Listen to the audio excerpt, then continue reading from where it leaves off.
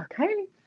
Hi, guys. I am so excited to see you. Let me just make sure I don't need to push anything for that. Continue. Okay.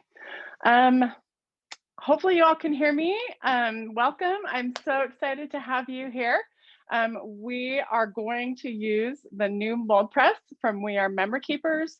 That's available at Michael's, and I'm going to show you 3 amazing projects that you can use with this, that you can make with this machine. This machine is absolutely amazing. It's kind of a mind-blowing tool. First, before I go into the tool though, I just want to introduce myself.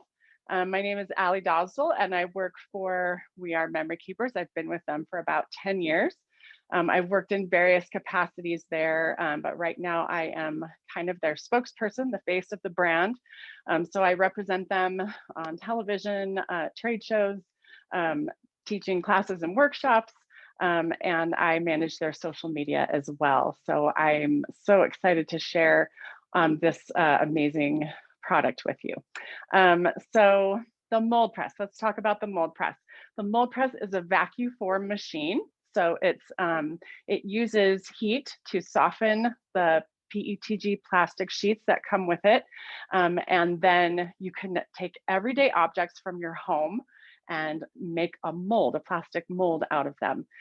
So what I love about it is you're repurposing items from your home. You're creating a plastic mold that can be used over and over again. And then when you're done with that mold, the plastic is recyclable. So it's a number 7 recyclable. So check with your local recycling program for details about how to recycle that. So it's just a phenomenal machine. And hopefully when you see what you can do with it, you'll realize the possibilities are just mind-blowing. So let me just go through some of the accessories that you can buy separately from the MoldPress. So obviously there's the MoldPress machine, and that comes with the machine with the frame for molding. It comes with plastic sheets for molding.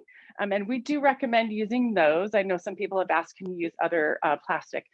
Please use our plastic. It's specially formulated and created for this machine. You will probably ruin your machine if you try other plastic, just so you know. This also comes with it. This is an adapter so that you can use this with almost any vacuum. And so that's the trick, is you need to have a vacuum to get that section, to get that plastic to form around your object. So you can just use this. We also offer a cute little vacuum you can purchase just for this machine if you want something matching. It's really cute. We also have these heat resistant gloves that you can use if you want to further work with and shape that plastic while it's still hot. There's liquid mold release, and that I'm going to show you how that works and what that's for. That's for working with materials in your mold, such as resin, plaster, concrete, things that will stick to your mold, so that this allows, it's a mold release, so it allows that product to come out of your mold.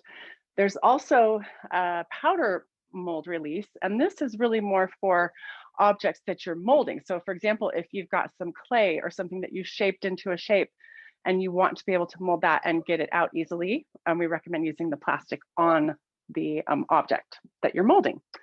Also, you can buy additional sheets of plastic separately as well, so you can keep creating a ton. So one of my favorite applications for this machine is the holidays. A lot of us are maybe trying to simplify a little bit, maybe trying to go handmade this year for the holidays. This is a great machine to invest in if you want to go handmade, because we're talking soaps, we're talking candles, we're talking adorable little custom shaped chocolates, we're talking jewelry, we're talking plaster, cement, so many different materials that you can create with, and you can sell them. Maybe if you have a small business, you can give them away as gifts, create them for yourself. So exciting stuff. So let me show you what we're going to make today. 3 different projects. We're going to make some mint soap in the shape of a Christmas tree. This makes a terrific gift, or if you're selling at a craft fair or something, this is a great item to sell. We're also going to make, oops, it slipped out of my grip. We're going to make this cute little resin ornament. So resin is really hot in the craft world right now. And so this is a great way to get into that resin crafting. It's a lot of fun. And then we're also going to make this beautiful piece of modern jewelry. Actually, I'm going to show you how to make 4 of them that kind of are different shapes. But this is made out of cement. This is outdoor white cement. It's really beautiful. It's painted with some metallic paint and added a chain. And so that makes a great gift as well for the holidays or just for yourself. All right. So first thing you're going to do is you're going to heat up your MoldPress machine. Now, when I'm actually pressing with the MoldPress, I'm going to ask my friends from Michael's to turn the front camera on, and I'll give you a kind of a cue so you know, and that way you'll be able to actually see the molding happening. But this machine will need to heat up for 10 minutes at least before you start creating with it. And so I've already done that. And then the next thing you're going to do is you're going to take one of these sheets of plastic. If we could go to the overhead for just a second so you can see how we're going to remove 2 sheets of film, 1 on each side. And that's just protective film so that your plastic is nice and scratch-free and beautiful. And, you know, before you create with it, it just takes a second to get these off. Make sure you get both of those off and that you don't have one of them accidentally left on there. All right, so let me scoot this out of the way and I'll show you how to put this in your frame. This is a magnetic frame and it's got top and bottom. So you're just going to pull this off, take your plastic and place it within these guides. That makes it real easy, no guesswork. And then the top goes back on, magnetizes down. And then what you're going to do, let's see if we can go to the front on shot again, then you can see how this works.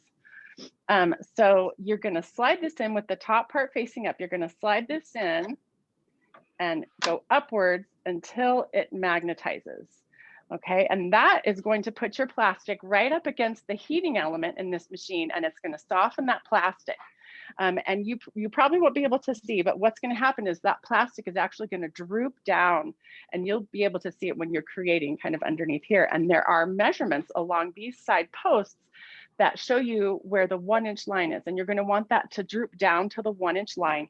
I generally give it for objects that are a 1/2 inch or taller, I give it about 2 minutes. For objects that are shorter than a 1/2 inch, I do about 1.5 minutes. And it tends to work better for some reason with the shorter objects that are shorter than a 1/2 inch if you give it less time to soften. So, but this time we're just gonna go for the 2 minutes. And while that is heating, I'm gonna show you what we're going to mold. So what I've done is I've taken a cookie cutter, Christmas cookie cutter, and so another item that you can buy separately in the MoldPress collection is polymer clay. And the reason why we add this into the collection is because this allows you to really customize the shape of your object. So if I were to take this out, I would get a funny looking mold that went down in there. It wouldn't be a solid shape. Does that make sense? But because of the clay that I added in there, it will be a solid shape. So you can grab that polymer clay. That also helps, like if you want to make a custom shape, or if you want to, let's say you have a cylinder shaped object and you want to make the sides straight, because if they curve under, you won't be able to get the object off the plastic, right? So you can use the clay to make the sides straight on a cylinder shaped object. All right, so I'm going to go ahead and put this down on the base here. This base is 5.5 inches square, just so you know how much room you have to work with down there.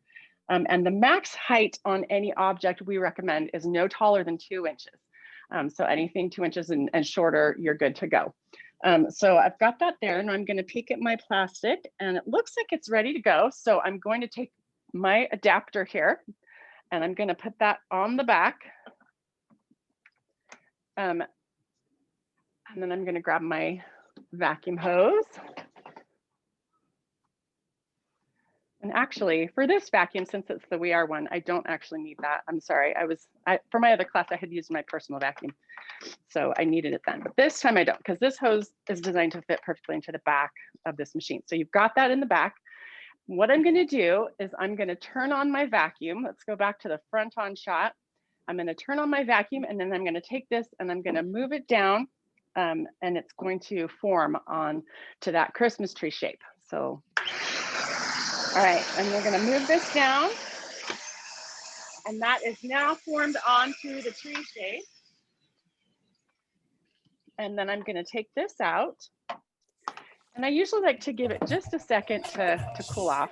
It's not super hot, but just let it cool for a sec. And then pull it out. And then you can just pull this out and you've got a Christmas tree mold. Hopefully you can see that. Let's do the overhead shot again. You'll probably be able to see that better. There is now a 3D Christmas tree shape that we can use as a mold. I've done candles, I've done chocolates, I've done Rice Krispie treats with this. I've done soap with this, which is what we're going to do today. So let me show you how we're going to make soap with this beautiful mold.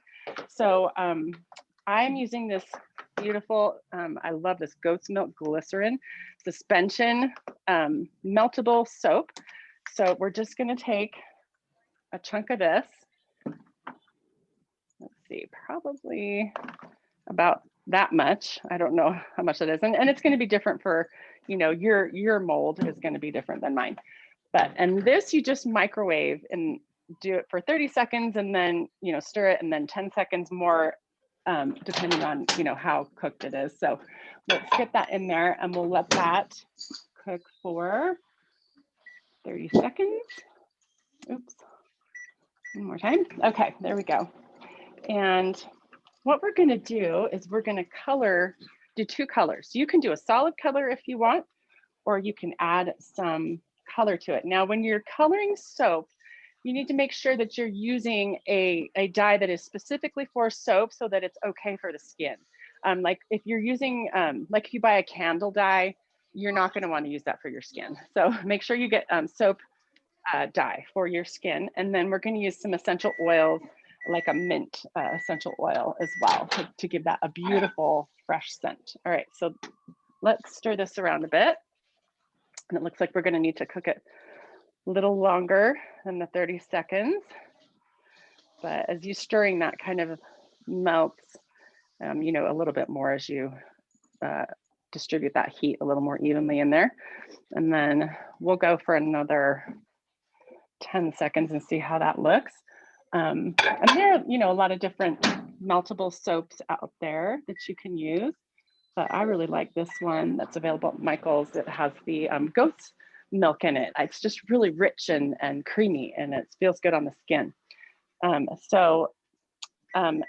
you can also do mix-ins. I know I've seen people add dried flowers to their soap.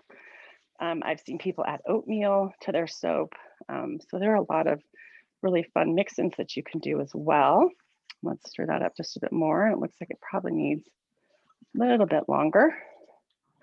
Now, when you're working with this meltable soap, you don't have a whole lot of time before it starts hardening and cooling. So you need to make sure that you have all the stuff that you need ready to go.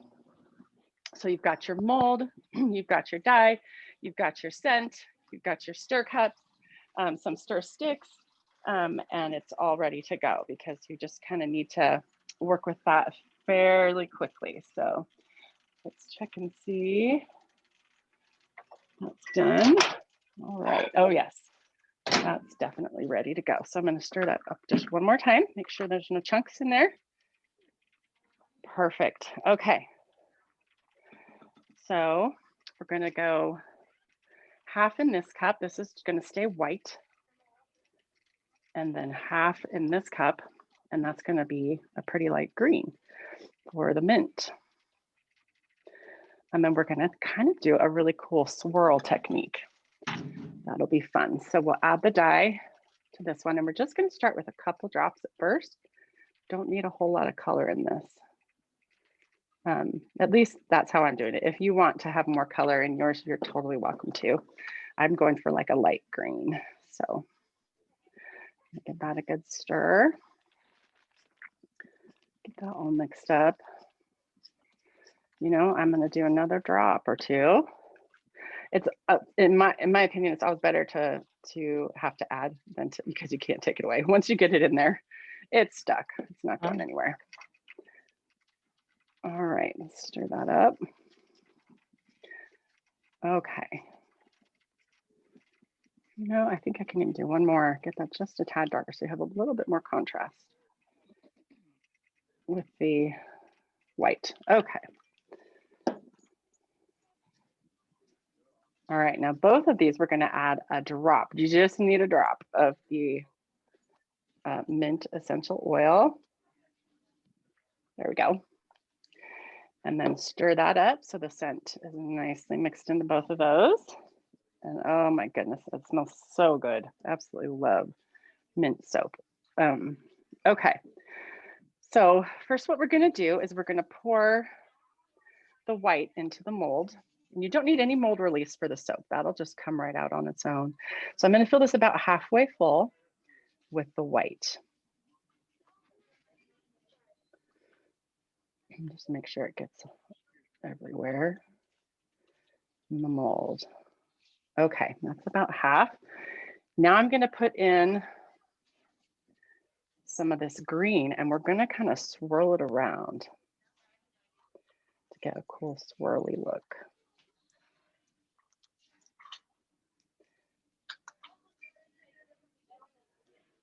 Get that. So it's pretty much full, not all the way full, but just about.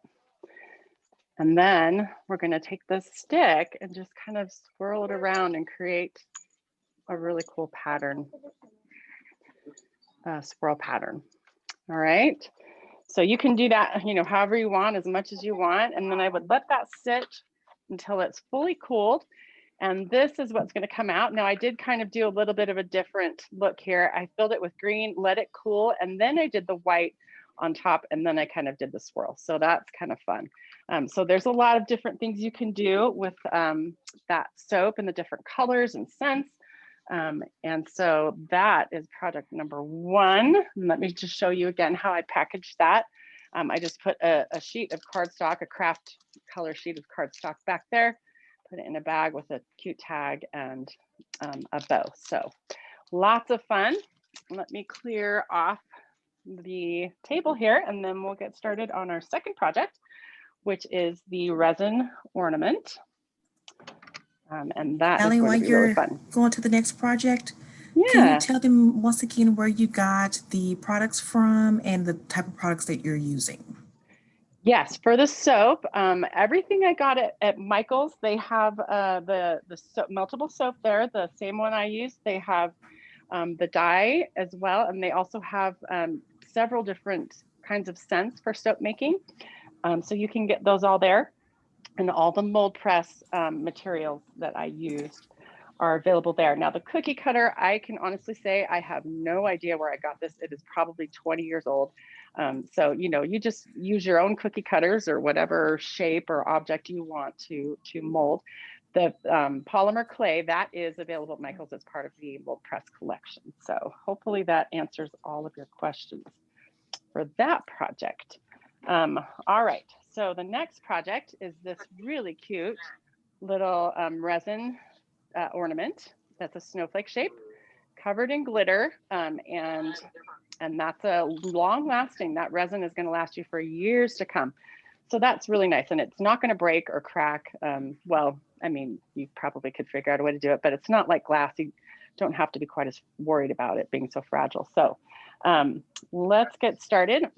So for this one, I am using an ornament that I actually already have. Ooh, let me get my tray up here so I can get all my materials up here. And this is what we're using. It's made out of chipboard and it's covered in glitter and it's an ornament that I have, but I wanted to make the same shape but different material and something that I can gift and give away. So we are going to work with resin. We're going to work with the liquid mold release from the MoldPress collection. That's all available at Michael's. And the resin that I'm using is also available at Michael's. So let me pull my sleeves up. I recommend when you're working with resin to definitely cover up your clothing. You know, that's why I'm wearing an apron. You're going to want to cover your work surface and protect that work surface, because resin can stick to a lot of things and won't come off.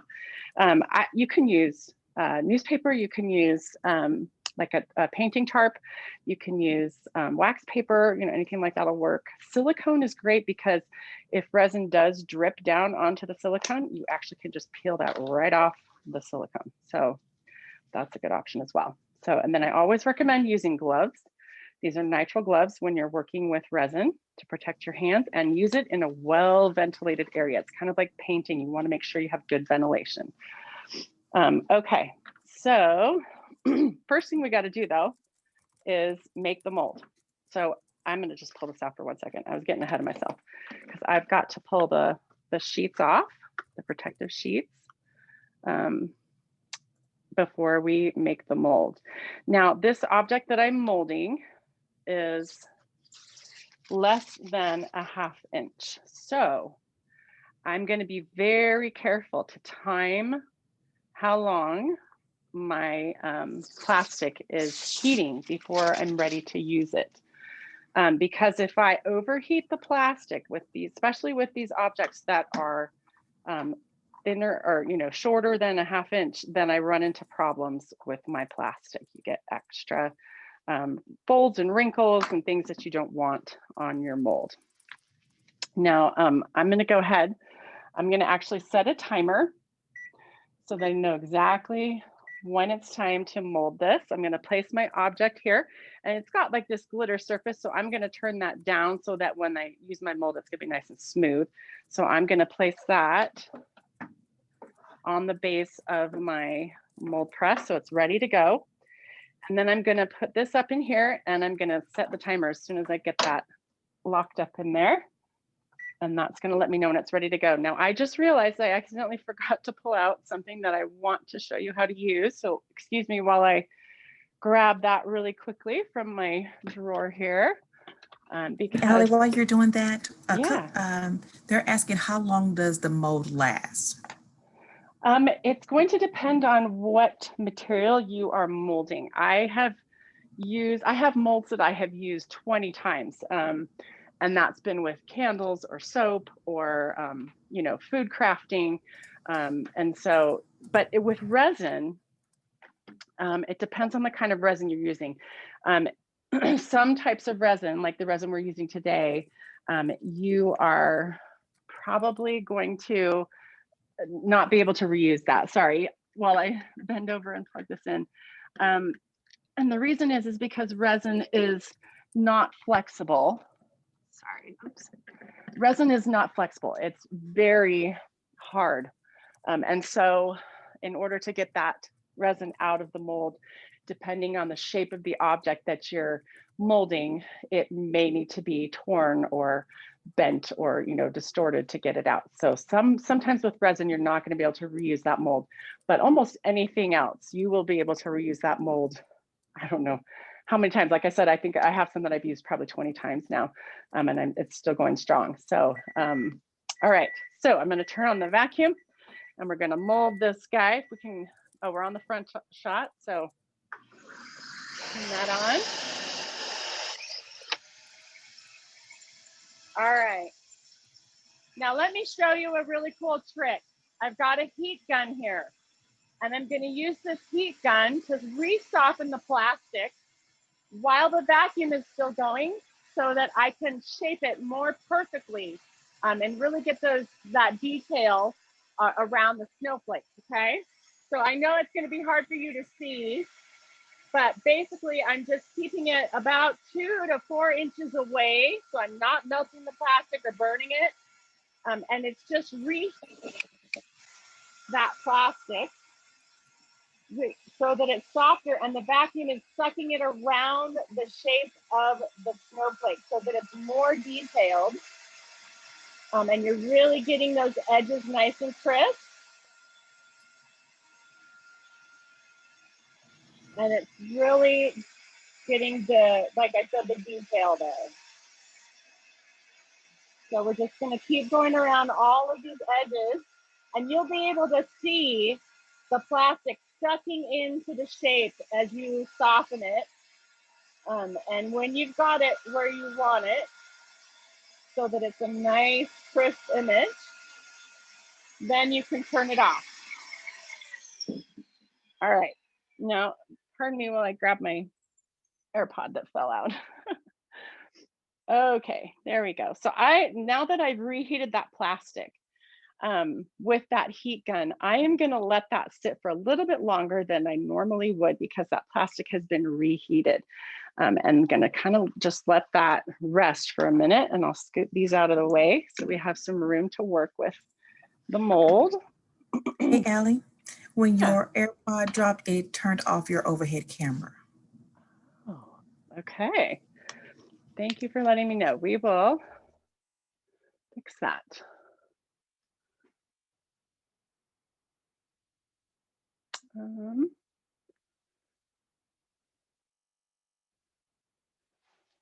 Sorry, guys, we've had some technical issues today.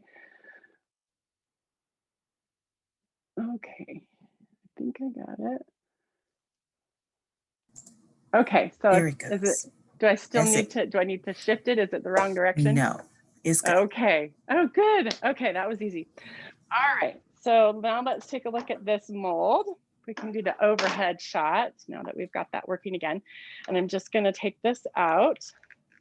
And when you have an object that's, you know, a little more, you need a little more detail, sometimes you're gonna have to kind of work this mold. That's why I let it cool first to get the object out. It's because you don't want to warp it as you're pulling out your object. All right, so look at that. Now we've got a nice snowflake mold that we're gonna work with. And we're gonna mix up our resin and some glitter and make a really beautiful ornament. So now I'm gonna put my gloves back on so that I can do that. And so with resin, you're gonna have two parts. You're gonna have part A and part B. And when you mix those two parts together, you're basically creating a chemical reaction. And that's how you get the resin to harden, is because of that chemical reaction. So again, we're going to use a couple of little cups here. And we're going to get out our two parts of resin. And again, this particular resin is available at Michael's. And so you've got your A part. So we're just going to dump equal parts. You need to make sure that you're using equal parts A and B.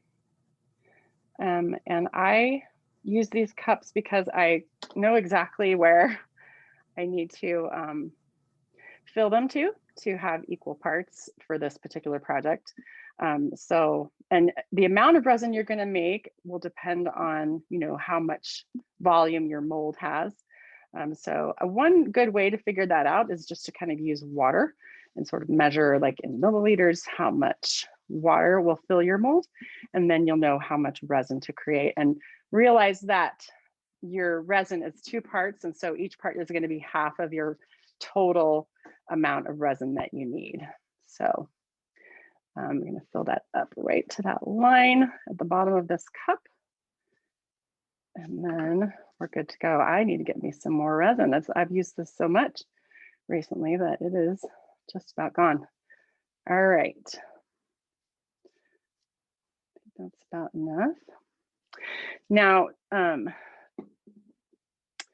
really the trick with working with resin is to get your proportions exactly right. So you need to make sure you've got equal parts. The other important thing is when you mix the resin together, you're going to need to make sure you mix it for long enough. So the two biggest problems I see with resin is your proportions are off and you haven't mixed the two together long enough. So the recommended time for mixing the two parts together is 2 to 3 minutes.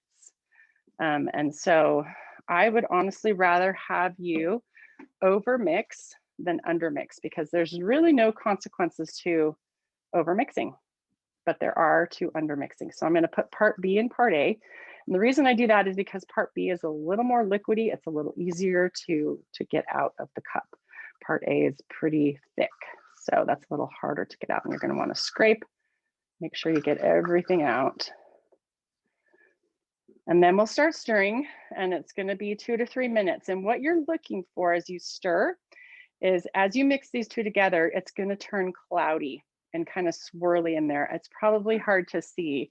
Let's see if I can raise it up so you can kind of see that it's a cloudy mixture, and we're going to keep mixing that until it becomes clear, and that'll be 2 to 3 minutes.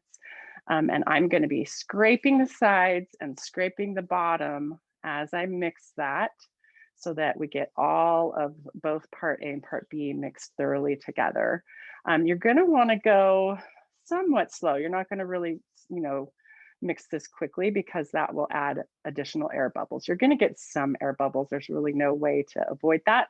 And I will show you how to get those air bubbles out, because you do want to get those out before the resin hardens. Otherwise, you're going to have little bubbles, little holes in your project, which you don't want. So we're going to keep mixing this. And if there are any questions about resin while I'm doing this, I'm happy to answer them. Yes, we have a question asking how many times can the mold be used with resin? I do believe you said once. I did, yeah. Most of the time it's going to be once, just because resin is a material that there's no give. It's very hard. And so, other materials, you can kind of move the material itself to kind of help get it out of the mold, but the resin is super hard. And so you're going to have to sometimes tear and manipulate and kind of warp that mold to get the resin out. So that's a good question. I have seen some crafters who, certain shapes, like if your sides aren't 90 degrees, if they're kind of curved, I have seen some crafters be able to take their hardened resin out of the mold and not totally ruin it. So it's really more depends on the shape of your object. Now, in this case, our sides are 90 degrees. And so this one I can't reuse. I won't be able to reuse. Yeah, again, it depends on your object. So then another questioner is asking, can you use the UV resin in the molds? Yes, you can use the UV resin with the molds. That's a good way to do it. That UV resin is really great to work with too. I really enjoy that as well. All right, I think we're almost there. We'll just go a little bit more. Now, one thing I want to talk about before we finish with the resin is using the liquid mold release. So you'll need to use the liquid mold release, and you'll need a paintbrush, and we're going to paint this mold release into the mold and make sure we cover it really well once we get the resin done stirring, which it's looking pretty clear now. All right, I'm just going to go around and scrape one more time, and then I think I'm going to call it good. All right, and I'm going to let that sit for just a minute. Now you have about 40 minutes of work time with the resin once you've finished stirring. So just be aware of that time frame. And what we're going to do, and obviously you're going to have to do this ahead of time. So I would do this before you start mixing the resin. So you're going to just get some of this liquid mold release on the brush, and you're going to brush it all around. You're going to get it right in all those cracks and sides and crevices. And that is going to help release this mold. Now, I recommend before you mix your resin, you do this, and you're going to do several different coats, and you're going to let it dry for 10 to 15 minutes in between each coat. Obviously, I don't have time to do that, right here, but I'll just show you to get the idea of what you're going to do on your own. So before you mix your resin, you're going to paint this mold with the mold release several times and wait 10 to 15 minutes in between each coat. I would do at least 4 coats, maybe even more, depending on the detail, you know, in your mold. So, all right, so let's pretend for the sake of time that I've done 5 different coats in there and let it dry 10 to 15 minutes in between each one, and that my mold is now ready to go. So now what I'm going to do is I'm going to take some of this pretty glitter mix. This is available at Michael's as well. This is part of our Spin It program, and it's a glitter mix. So it's this pretty silver holographic polyester glitter that has different sizes mixed up in there. And this one's called Fairy Dust, and I love it. I think it's perfect for winter. So we're gonna open that up very awkwardly with my gloves. Sorry about that. And I'm just gonna carefully pour some in there. And you can determine how much you put in there, you know, little or a lot, depending on how glittery and sparkly you want your ornament. And then we're gonna stir that up and just get that all mixed together. So that Ellie, we have a glitter question. If you're Oh, yeah, able, can acrylic paint be added to the resin? I would recommend, you don't want to add acrylic paint to the resin. What you want to use to color it is you can use mica powders, and we have several different sets of those available at Michael's, so that you can, you know, mix colors. You can use just one of the colors. There's a lot of different options. You can also use alcohol ink, which American Crafts has some of that available at Michael's in their Color Pour collection. So you're going to want mica powder or alcohol inks to color your resin. Good question. All right, so I think that's pretty well mixed up. So now we're going to pour this into the mold, and you're going to want to make sure that you get it distributed evenly throughout the mold. I know some people have asked if you can use syringes. You can use syringes. You can use a squeeze bottle if that helps you to get in the detailed parts of your mold. Just realize though that once you've used that bottle or that syringe, it is disposable after you have resin in it because you can't clean that out. So good question. All right, and we're just filling this up a little bit at a time, just kind of letting it settle in there. And then you can use your stir stick to kind of move it around, make sure that it's evenly distributed throughout the mold. I think I'm just gonna put a little bit more right here, a little bit more here. Okay, that's looking pretty good. All right, there we go. So what you're gonna do is you're gonna let that harden. Sometimes I will take the mold and just kind of bang it down a little bit to flatten everything out. And you're gonna sit that and let that harden for 24 hours, and then you can remove it from the mold. And like I said, in this case, I did have to kind of tear and cut, manipulate my mold to get it out because of the shape of this object. But you know, your particular shape might be okay, especially if you have curved edges. And then once this comes out, I would use a mason drill bit with a drill, an electric drill, to drill a 1/8 inch hole. You're going to use the 1/8 inch drill bit and drill a hole for hanging. So that's what I did with this one. And that's how it came out. So there's a little hole there where I tied in this little ribbon for hanging. This wired ribbon is also available at Michael's. It's just like a kind of a sheer silver metallic wired ribbon, about 7/8 of an inch. So you can get that at Michael's too. And you can, you know, do whatever you want with the hanging and the decorating or whatever you want to do with it. You can add some clear gems on the outside, you know, adhesive gems. I know they have those at Michael's to kind of give it a little more dimension and sparkle as well if you want. So there's that project. I'm going to set that aside. Any questions about this particular project before we move on to the next one? We do have one question asking, okay, what do you do with the extra that's left over? That's a good question. So we have, as part of our Spin It collection, some silicone molds that are small pendant shapes, and are really pretty little shapes to make necklaces out of. That would be a great way to use up this extra resin, and so you can make little pendants if you've got extra resin. So that's what I would recommend doing with it. That's a great question. All right, And we have one more that's Sure. asking, can the vacuum form machine make silicone molds?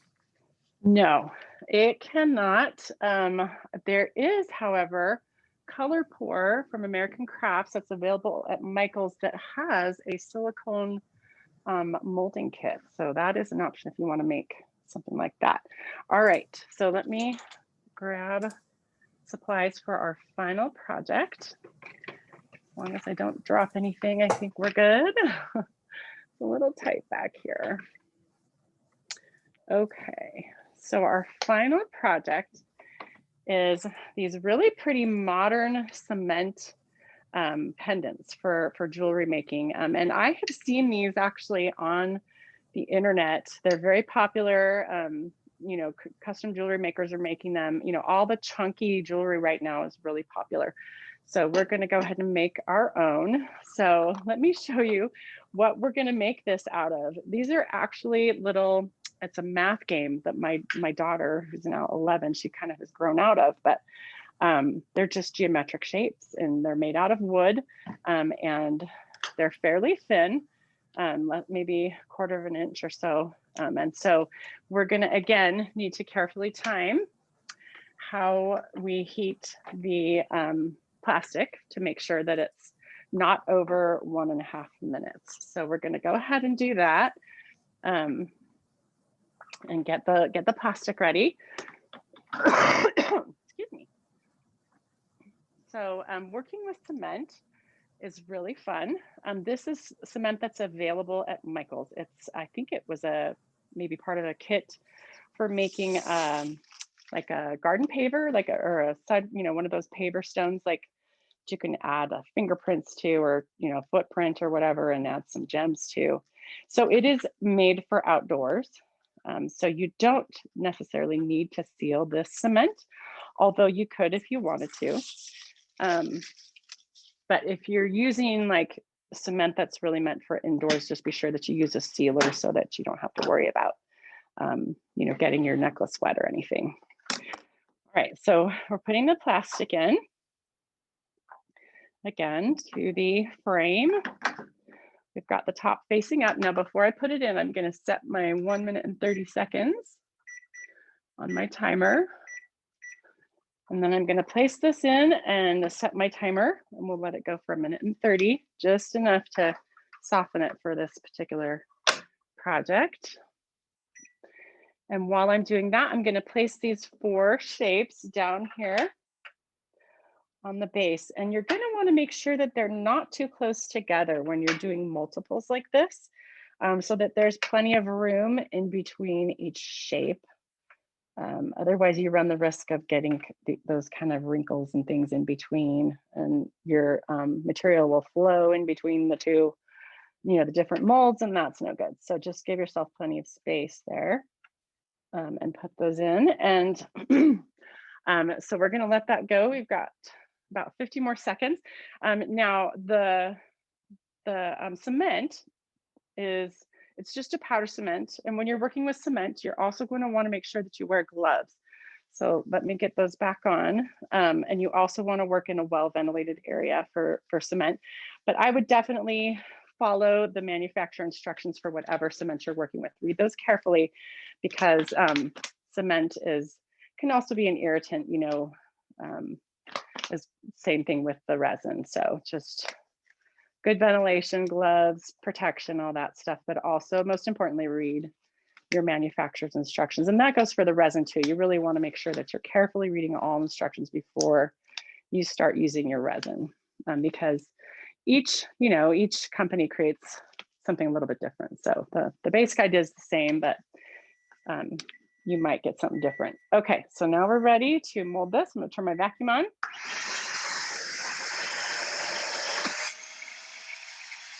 Okay, now I'm going to use my heat gun, again, to just really get the detail that I want on these small, short objects. And this is where your gloves can come in handy, because if you want to get in there and kind of poke or, you know, press or kind of help shape that, you can with these gloves, because this heat gun gets very, very hot. So you definitely would burn yourself if you try to reach your finger in there without the heat gloves on. So be real careful with that heat gun.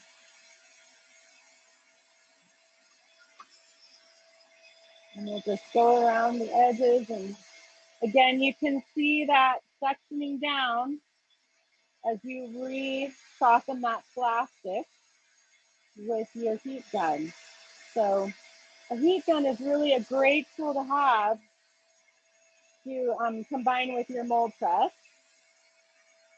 And I have had other people ask in other classes if you could do the same thing with a hairdryer. A hairdryer does not get hot enough to really soften the plastic, just so you know. You do need a heat gun. Just be careful not to get it too close, because you don't want to melt it or burn it. All right.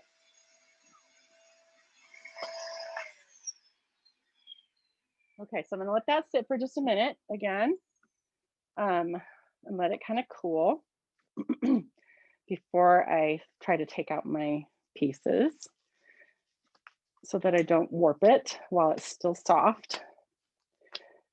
So let me move this over, and then I'm just gonna take the frame out and kind of let it sit for a minute. Now you're gonna notice there's a couple of wrinkles here, and that's okay. What you're really trying to avoid is wrinkles kind of going across your mold where you want that shape to be nice and straight. So, but if they're, you know, on the other parts of the plastic, you're totally fine.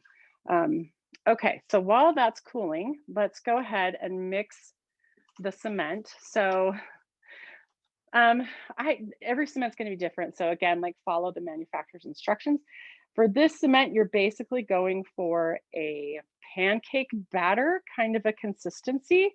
So I usually just pour in water until I get to that kind of consistency. And same with the resin, with the soap and the color, you're going to want to start with little bits and add a little bit at a time, because you can't take out water once you've put it into your cement mixture. So, and this takes a little bit of working, because it kind of, you know, it becomes real thick.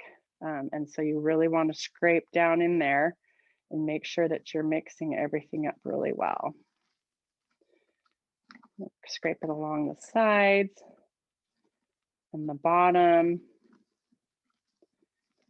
Really get that mixture out. It really is a lot like pancake batter. Like, you know, if you don't scrape and get all that powder mixed in with the liquid, then you're kind of messed up. Your pancakes will be messed up.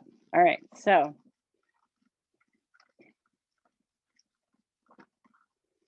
and then you don't want lumps in this, so you're going to want to mix it up until it's not lumpy anymore.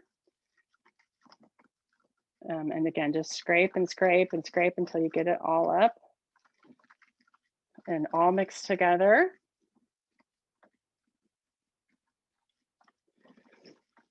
All right, that's looking pretty good. So I'm going to set that aside for a second, and then I'm going to take this out. And we're going to get those pieces out.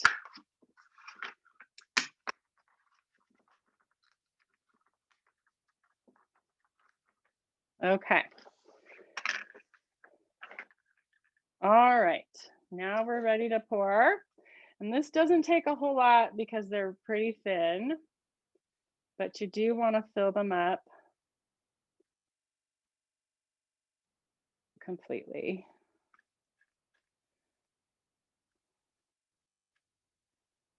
All right.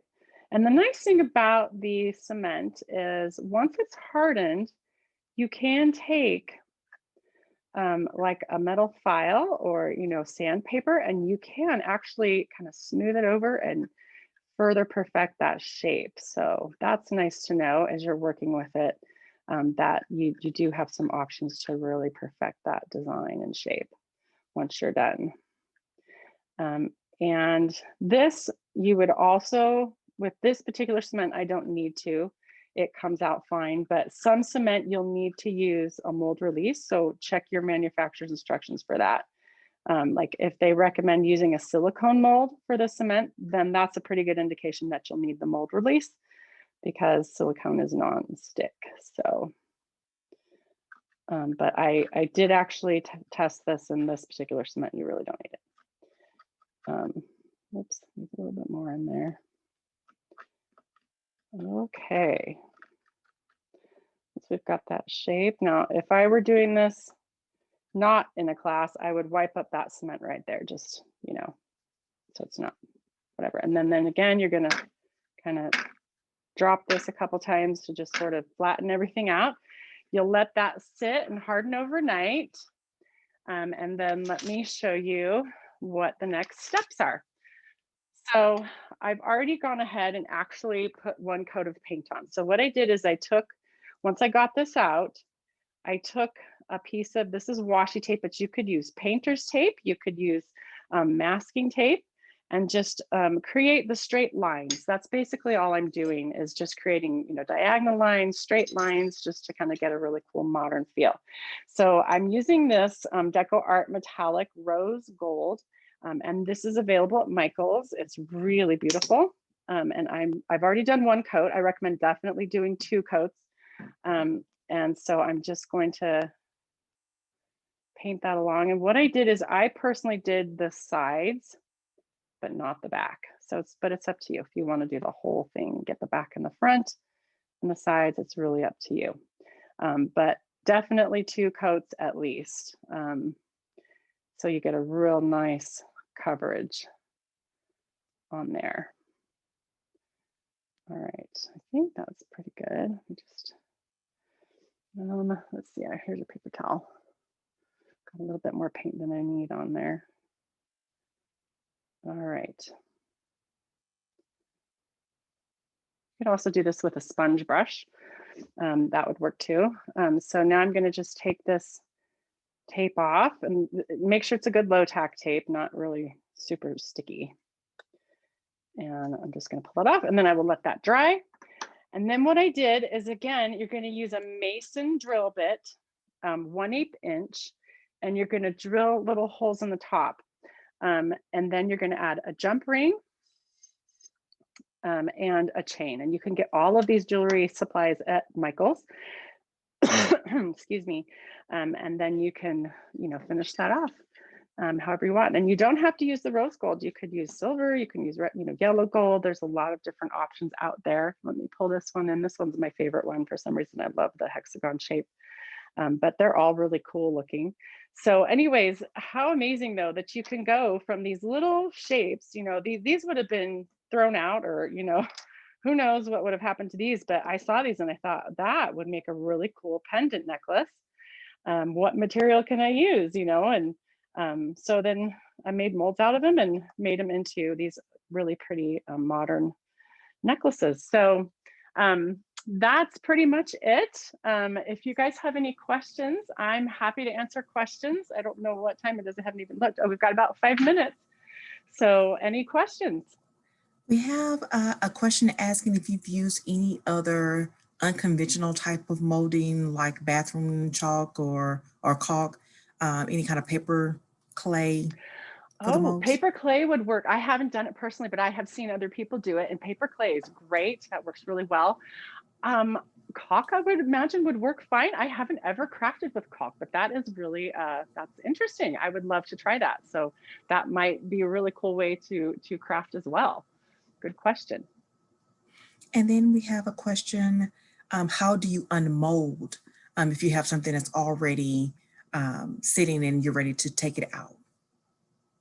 Oh, generally it's just going to pop out. I mean, like these, once they're done, I would flip it over and just kind of carefully, gently push on the back and pop them out. It depends on the item. Some items, you know, if it's a more flexible item, you can kind of sort of, you know, move it a little bit and work it out. generally most things will literally just kind of pop out if you sort of push on the back of it with it upside down. The resin, however, I think we mentioned this before, the resin sometimes is a little harder to get out. You may have to, really manipulate that plastic. Sometimes I've had to kind of cut and sort of tear at it to get the resin out, depending on the shape of the resin and the detail of the shape. So good question. Okay, well, that is all the questions that I've seen so Great. far. Looks like everyone was enjoying the class. Great. Thank you so much for joining. I really appreciate it. Again, the MoldPress for me is just a revolutionary tool. It just opens up so many possibilities for, especially again, for the holidays, if you're wanting to go handmade, or you're maybe a small business owner and want to make some really cool custom shapes. That's what it's really unique for, that is that you can customize exactly the shape. You can, we've also got, I didn't show it here, but we've also got some letter stickers so that you could mold something with somebody's name right on it. So if you want to get real personal with your gifting or with your small business offerings, you can personalize them with those letter stickers. So many fun ways to use this. Thank you guys so much. And I hope you have a great week and happy crafting. Bye.